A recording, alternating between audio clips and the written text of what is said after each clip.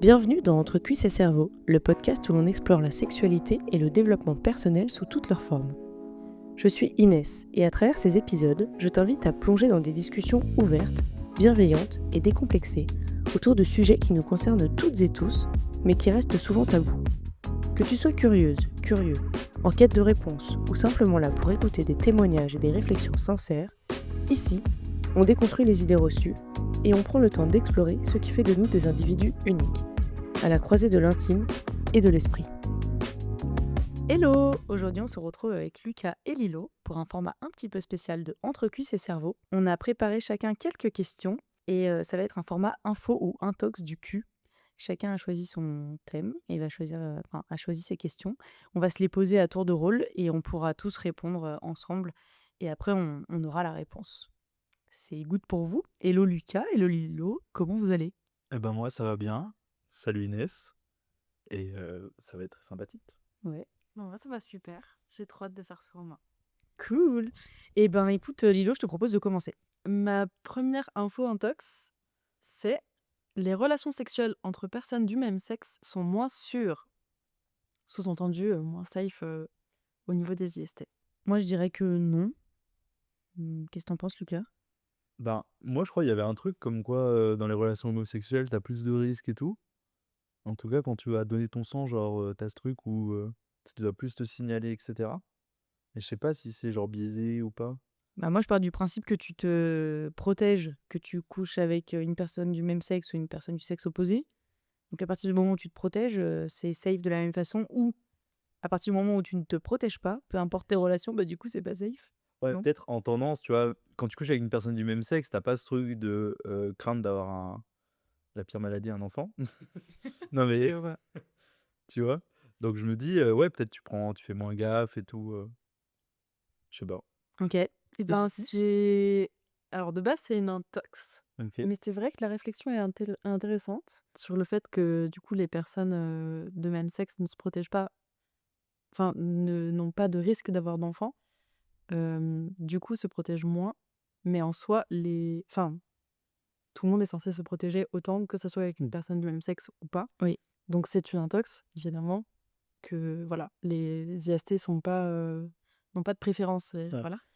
Et en fait, cette chose-là de se signaler quand tu fais un don du sang, c'est une loi, il me semble, qui est complètement homophobe. Ah. Ah! Et qui est, voilà, ça veut juste dire que C'est un peu illégal. dans l'imaginaire collectif, c'est surtout les personnes gays, donc les hommes homosexuels, on considère qu'ils ont plus de chances d'avoir des maladies, des IST, alors que c'est pas le cas.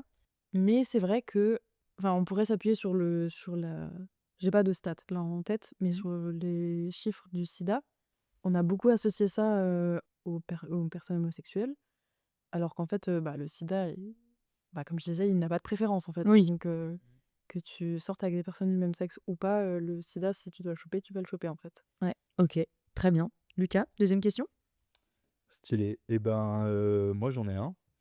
C'est se retenir d'éjaculer pendant longtemps rend le sperme plus épais et plus abondant. Waouh. J'ai envie de dire oui, ça paraît absurde, mais en même temps j'ai envie de dire oui parce que peut-être que c'est vrai. Moi, j'aurais dit oui aussi. Mais moi perso, j'ai pas de réponse. Enfin, genre, je pourrais pas t'expliquer quoi. Et ben info, c'est vrai. Plus on attend, plus ce volume de sperme augmente et il peut devenir plus épais en raison de la concentration plus élevée de spermatozoïdes et de protéines. C'est un peu Ok. de vos muscles, tu vois. Ok, ok. J'ai imaginé un truc là, ça m'a un peu dégoûté. Voilà, on va passer à la troisième question. Les lesbiennes atteignent plus facilement l'orgasme que les hétérosexuels. Info ou intox? J'aurais tellement tendance à dire info. Ok. Et toi, Lucas? Donc que les meufs hétéros. Bah oui, du coup. Eh oui. Et oui, Ben ouais. bien vu. Ben oui. Oui? Sûr. Pourquoi, selon vous? Ben Parce que je pense que bon, même si en vrai, quand t'écoutes l'autre, c'est quel que soit ton genre, si t'écoutes l'autre, en vrai, tu peux réussir à faire jouir la personne. J'ai l'impression que dans les couples lesbiens, enfin dans les relations sexuelles entre deux femmes, il y a plus d'écoute, bizarrement, que quand il y a un homme inclus. Mais et donc du coup, plus à même de faire atteindre l'orgasme à la partenaire. Mais après, je sais pas statistiquement quel est le taux, mais en vrai, moi, je pense que c'est l'info. Bravo, c'est une info. Il y a des études qui montrent que les femmes qui sont en couple avec d'autres femmes, elles ont en moyenne plus d'orgasmes que celles qui sont en couple avec des hommes, notamment parce que il y a une meilleure connaissance du plaisir de l'autre Oui. et surtout que la sexualité, elle est plus centrée sur le plaisir mutuel, tout simplement. Donc vous aviez raison. Bravo. Je pense que t'as l'aspect aussi, ben, c'est littéralement, enfin, c'est les mêmes outils, enfin, c'est le même corps que toi en quelque sorte. Alors non, Lucas, c'est Non, pas le mais même oui, corps que toi. c'est pas genre. C'est pas la même sensibilité Mais oui, mais et genre, c'est pas forcément placé au même endroit. Non, mais c'est sûr, c'est sûr. Mais t'as pas ce côté, comment dire, ben, tu sais plus te servir, genre, peut-être d'un pénis ou d'un vagin, tu vois ce que je veux dire? Parce que peut-être toi aussi, tu t'expérimentes sur toi. Mhm. Donc peut-être t'as plus, tu vois, de connaissances, de savoir comment faire. Ça, je parle au tout des, genre, les premières relations. Après, je pense qu'au bout d'un moment, c'est plus la communication qui joue, quoi. Je pense que la communication Je joue pense dès que le la début. communication joue de fou, tu vois. Alors, Lilo, on t'écoute. Alors, info ou intox, les relations queer sont toujours plus débridées et moins sérieuses que des relations, du coup, hétéro. Intox. Ouais, moi aussi, je dirais un tox. Oui, On est d'accord? complètement. Oui. C'est complètement un intox. Ok, parfait. Parce que voilà, hein, bah, c'est pas parce que c'est une relation queer qu'elle est moins sérieuse, mais en fait, c'est tout à fait logique, hein. Ouais. Voilà, rien à dire. Ok. Lucas, on t'écoute? Le sexe matinal est souvent plus intense à cause du taux élevé de testostérone. Moi, je dirais info, parce que du coup, comme on est hyper excité, Ah ouais, le matin, bah ouais, bah déjà les mecs ils sont hyper excités le matin. Enfin, vous vous réveillez pas tous avec la gaule? bah si, il y a le genre le Ah. morning wood, tu vois. Mais genre ça peut dépendre. Tu peux être, tu peux bander, tu vois, mais pas être forcément excité, être en mode juste, tu vois, c'est plus mécanique, je pense que. Ouais, ouais. Je sais pas. Je sais pas, je me dis que si t'es hyper excité bah, du coup le matin, bah c'est parce qu'il y a quelque chose qui se dégage en toi, tu vois, genre dans ton corps. Et ouais, ça va être plus intense. Ok, ok. Et toi, Lilo? Qu'est-ce que t'en penses? Moi, je pense que, en fait, bon, j'en sais rien parce qu'en vrai, je suis pas dans le corps de tout le monde. À titre perso, le matin, je suis plus sensible. Mhm. Et du coup, ouais. Ok. Eh ben, vous avez tous les deux raison. Le matin, le taux de testostérone est plus élevé et ça augmente l'excitation et la sensibilité, et en particulier chez les hommes, mais Ok. aussi chez les femmes, tu vois. Bah, les femmes aussi ont un taux de testostérone Ouais, non, mais fort. totalement. Autour de ça, je le savais pas du tout, tu vois. Moi, je pensais que c'était juste mécanique, genre. Attends, veux pas. Moi, je pensais que c'était juste mécanique, mais t'avais pas ce truc d'excitation plus ou moins, et ça dépendait vraiment des personnes, quoi. Il y a toujours un rôle actif et un rôle passif dans un couple lesbien, info ou intox. Intox. Bravo, intox. Et oui, contrairement à ce qu'on pense, il n'y a pas forcément de dynamique figée entre celle qui donne et celle qui reçoit. Donc il n'y a pas celle qui fait la femme et celle qui fait l'homme. Normalement, enfin en général, les rôles sont partagés et au contraire, c'est vachement plus égalitaire, on va dire, que dans une relation hétérosexuelle. Ouais. T'es d'accord? Oui. Mm. Et puis même, si je peux rajouter, je pense que un peu biaisé de dire celui qui fait l'homme, celui qui fait la femme.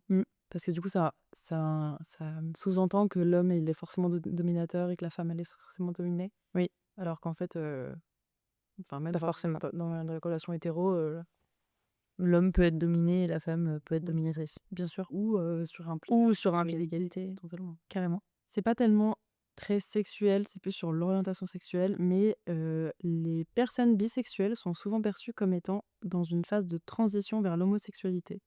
Sont souvent perçus. Perçues, ouais. Non, moi je dirais info, même si je pense pas que l'affirmation que tu viens de donner est vraie, mais Eh ben, moi, je dirais intox, moi. Justement, je pense que les gens qui sont bisexuels, ils sont perçus, justement, pas comme étant dans une phase vers l'homosexualité, mais plutôt, genre, justement, c'est qu'une phase, c'est pour se tester, et que, justement, ils sont en mode, non, non, en fait, t'es hétéro, quoi. T'es juste un peu curieux. Bah, c'est des bonnes réflexions. Je pense pas qu'il y ait de bonnes ou de mauvaises réponses. on passe à la question suivante. Ouais. Alors, faire un cunnilingus ou une fellation juste après avoir mangé certains aliments peut changer le goût des fluides. Moi je dirais info. Je dirais info aussi, mais je sais pas sur quoi je vais m'appuyer là-dessus, enfin, pour avoir des réponses tangentes, là. Eh ben, vous avez tous les deux raison. C'est les aliments comme l'ananas, bon ça c'est connu, les fruits, la cannelle, ça peut améliorer le goût. Tandis que l'ail, l'alcool et le café peuvent le rendre plus amer. Ok. Je savais pas ces aliments. Je savais qu'il y avait des... en fonction de ce que tu mangeais, comme quand tu manges des asperges, après, Oui, ouais. quand tu vas uriner, ça pue. Bon, bah voilà. Je me doutais qu'il y avait des aliments, mais je savais pas qu'il y en avait qui faisaient vraiment... qui amélioraient le goût et d'autres qui amélioreraient pas. Ok, on garde en tête. Ok. Alors, prochaine question. Une lesbienne n'a jamais couché avec un homme. Un faux ou un tox? Un tox de fou. Elle a attendu. Mais c'est bon, là, je vais répondre à chaque fois en premier. T'as raison. Un tox, vous avez bien raison, tous les deux. Être lesbienne ne signifie pas forcément ne jamais avoir eu de relation avec un homme. Certaines ont eu des expériences hétérosexuelles avant de découvrir leur orientation, et d'autres non. Ça me paraît plutôt C'est une bonne réponse. Ouais. Tu veux encore dire quelque chose? Non? Ouais, c'est bon. Moi, j'ai un petit dernier, là. Une femme peut éjaculer autant de liquide qu'un homme lors d'un squirt. Donc une éjaculation féminine, je dirais. Vous en pensez quoi? Bah, je pense que les éjaculations féminines sont plus conséquentes que les éjaculations masculines. Mais je sais que les personnes à pénis peuvent également squirter. Ah ouais? Ah Et bon? oui, vous ne saviez pas? Non. Je sais Ben, c'est un peu compliqué, mais en fait, de la même manière que tu peux stimuler, quand tu stimules chez une personne à vulve le point G et que du coup tu viens appuyer sur l'endroit, enfin sur la vessie et sur le canal de la vessie, Oui. et ben en fait, de la même manière, ça peut être le cas chez les personnes à pénis. Et en fait, que ce soit chez les personnes adultes ou les personnes à pénis, la vessie se remplit avec l'excitation. Ok. Donc en fait, les personnes à pénis peuvent aussi avoir des éjaculations, des Des squirts. squirts. Ok. Ok, je savais pas. Bah du coup, pour ta question, Lucas, je vais dire info. Ok, bah encore, c'est encore bon. Certaines femmes peuvent éjaculer jusqu'à 200 ml de liquide. T'as 200 ml? C'est énorme. C'est un verre, quoi. Ouais, c'est la taille d'une vessie. C'est... Et par contre, là où je suis moins d'accord, un volume comparable à une éjaculation masculine. Ça, c'est totalement fou. Ouais, ça me paraît. Enfin, les mecs n'éjaculent pas un verre de sperme. Enfin, après, je sais pas, peut-être si tu prends des produits et tout, Ça me paraît étrange quand même. ça me paraît bizarre, non? Bah, je sais pas, comme tu disais que un mec pouvait squirter aussi, peut-être que... Ouais, mais là, il parle éjaculation, tu vois. Bah, un Oui, squirt, c'est peut-être, oui, l'éjaculation. peut-être, ouais. Je sais pas. Je sais pas. Ok. Je sais pas. C'est une question ouverte. Eh ben, c'est une question ouverte, exactement, c'est ce que j'allais dire. C'est une question ouverte, n'hésitez pas à le dire en commentaire sous cet épisode. Merci Lilo, merci Lucas pour votre participation, c'était super cool. Merci à toi. Merci à vous de nous avoir écoutés.